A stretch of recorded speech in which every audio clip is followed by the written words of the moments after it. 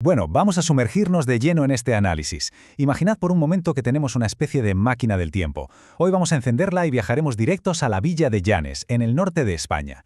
Exactamente al 21 de noviembre de 1885. A través de este recorrido vamos a abrir una ventana fascinante al pasado utilizando una única fuente, las páginas del periódico local El Oriente de Asturias. Así que preparaos porque vamos a descubrir de primera mano cómo respiraba, qué sentía y de qué hablaba una comunidad del siglo XIX. Fijaos bien en esta portada histórica original. Es de un sábado, y al verla nos damos cuenta de algo absolutamente fundamental. Han pasado casi 140 años. Y curiosamente, la naturaleza humana y las quejas vecinales apenas han cambiado.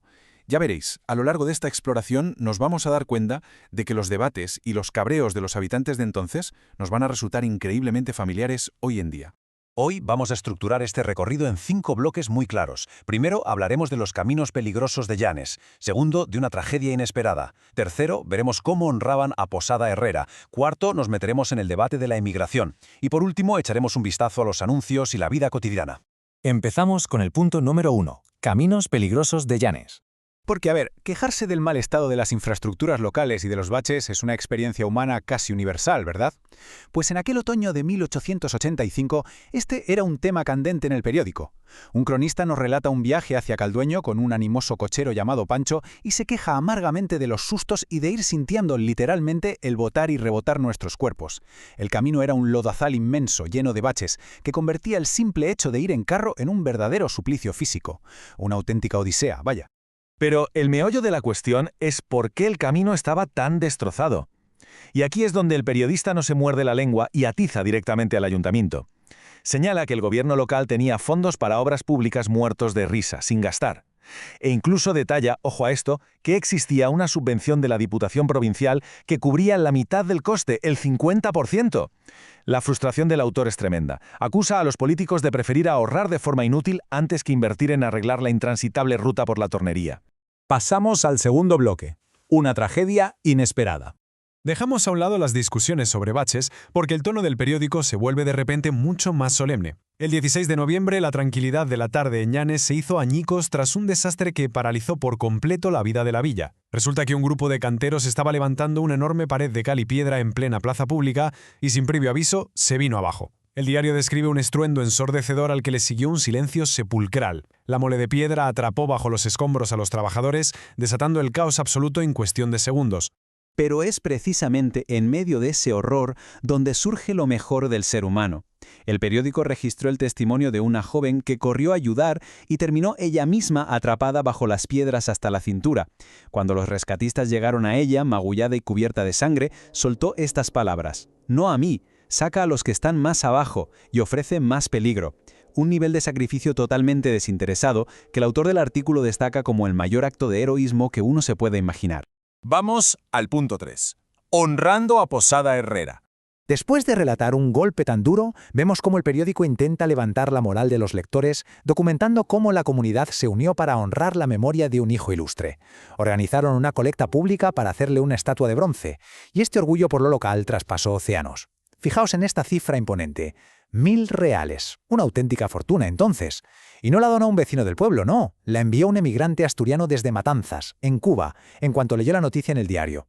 Esto nos demuestra el arraigo tan brutal que los expatriados mantenían con su tierra natal, sin importar los miles de kilómetros de distancia. Pero, claro, uno se pregunta, ¿quién era exactamente este señor para despertar tanta devoción? Pues don José de Posada Herrera fue un verdadero gigante de la política española. En el 57 preparó la vital Ley de Instrucción Pública. Entre el 58 y el 63 vivió su época dorada presidiendo los consejos de la Corona. Y en el 69 fue una pieza clave en la redacción del Código Fundamental del Estado. Vamos, un currículum espectacular condensado en una sola persona. Cuarto bloque de nuestro análisis: el debate de la inmigración. Como podéis imaginar, la sección de opinión echaba chispas. Era un campo de batalla intelectual sobre uno de los temas más divisivos de la España del siglo XIX, el éxodo masivo hacia América. La polarización era total, y el diario refleja ambas posturas sin cortarse un pelo. Por un lado tenías la visión hipercrítica que tachaba de egoísmo paterno el mandar a los hijos a lo desconocido, cegados por la fiebre del oro americano. Pero por el otro, la visión defensora argumentaba que de egoísmo nada. Decían que estos emigrantes demostraban un amor profundo a la patria porque en cuanto a las cosas se ponían feas en España, eran los primeros en mandar miles de pesos para ayudar. Un debate llenísimo de matices donde nadie se quedaba callado. Y llegamos al quinto y último punto: anuncios y vida cotidiana. Porque al final del día, las páginas de un periódico son también el escaparate de la normalidad. Los datos puros y los negocios locales son los que nos devuelven el pulso real de aquel 1885. Es curiosísima la obsesión que tenían por medir el clima de forma científica. Aquí publicaban las observaciones verificadas de la estación meteorológica del colegio.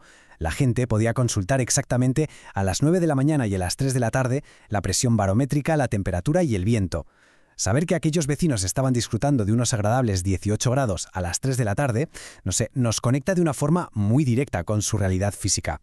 Para ir cerrando esta ventana al pasado, echemos un vistazo al latido comercial, a los anuncios que movían la economía del pueblo. Tenemos la sastrería que te prometía elegancia, economía y prontitud, a la modista Adela Tocornal ofreciendo sus clases de corte y confección, o la platería que te vendía relojes importados de París. La vida seguía su curso, mezclando aquellas tragedias y acalorados debates políticos con algo tan terrenal como la necesidad de comprarse un buen abrigo antes de que llegara el invierno. Y así llegamos al final de nuestro recorrido, pero quiero dejaros con una reflexión, una pregunta bastante provocativa. ¿Cómo se interpretará nuestro bombardeo diario de noticias digitales dentro de 140 años? Hoy hemos podido asomarnos a las vidas de esta gente gracias a que el papel y la tinta aguantan el paso del tiempo. Pero en nuestra era de pantallas y tweets fugaces, ¿qué registro de nuestros cabreos, nuestras tragedias y nuestra vida diaria sobrevivirá para que alguien lo analice en el futuro? Es para pensarlo, ¿verdad? Espero que hayáis disfrutado de este análisis. Nos vemos en la próxima exploración.